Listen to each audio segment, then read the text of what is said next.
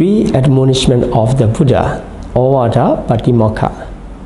Sabha papasa akaranam kusalasa upasambada sachita priyodapanam etam buddhana sasanam.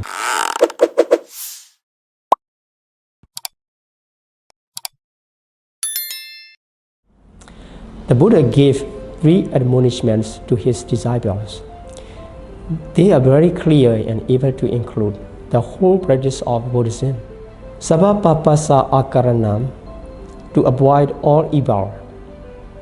Kusalasa upasambada, to cultivate wholesome. And sachita priyotapana, to purify one's own mind or one's own heart. In this teaching, the first factor of avoiding all evil shows the beginning parts of the moral aspect, to live without regret and worry in the life.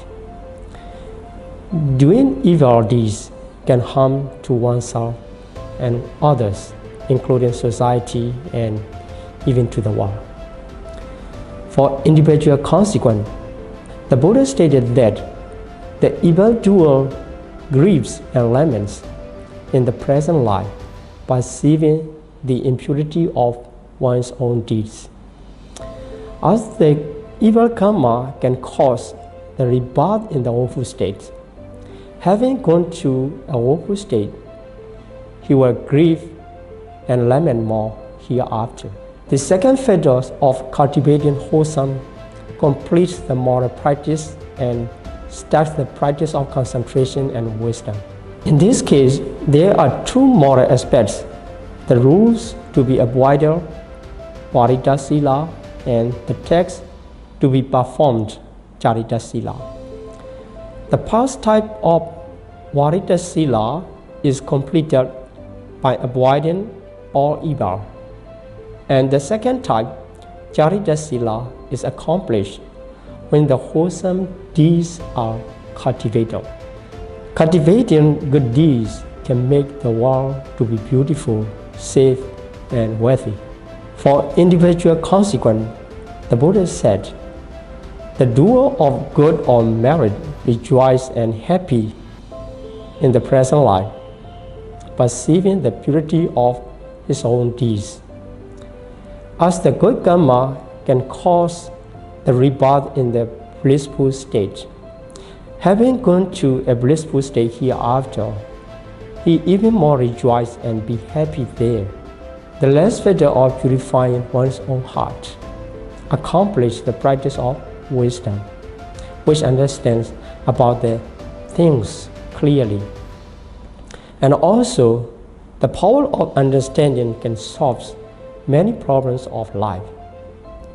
The Buddha said, with a transparent and clear mind, it is possible for a person to know his own good and benefit, the good and benefit of others, and the good and benefit of both. He can gain the knowledge and vision worthy of the Noble One.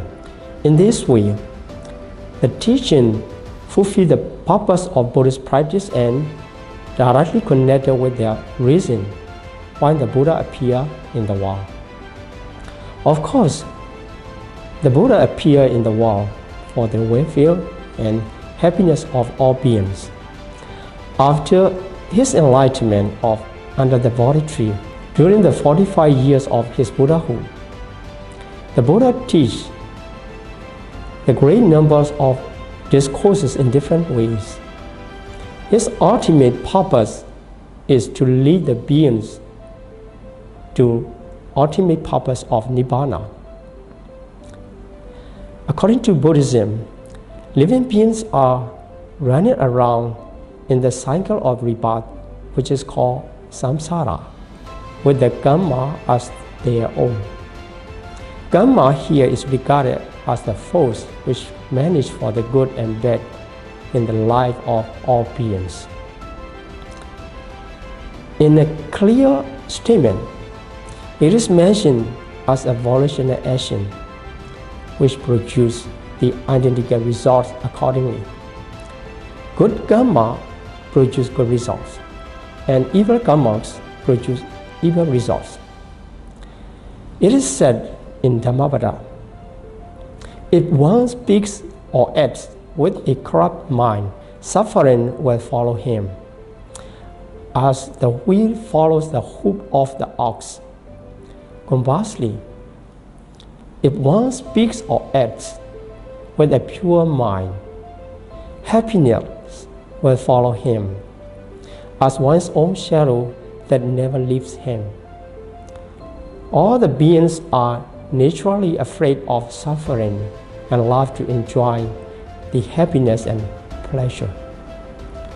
In the Buddhist way of practice, it is important to live in the righteous and blameless life, to establish strong ethical foundation for the further achievements. Following the first admonishment of not to do evil, we can avoid evil karma, and which is the cause of suffering and displeasure. By the absence of evil karma, all sorts of evil results will not be encountered in the life. Following the second admonishment of to cultivate merit or wholesome, we can have the good karmas as our own property. The good karma, when it is done, will cause to be born in the blissful life and provide all the good conditions during the course of life.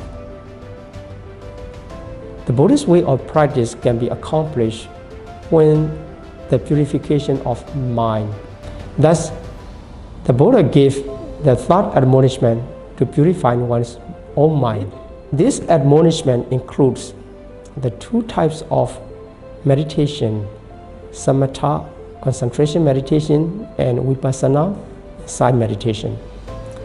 The samatha meditation can calm down the mind by the power of concentration.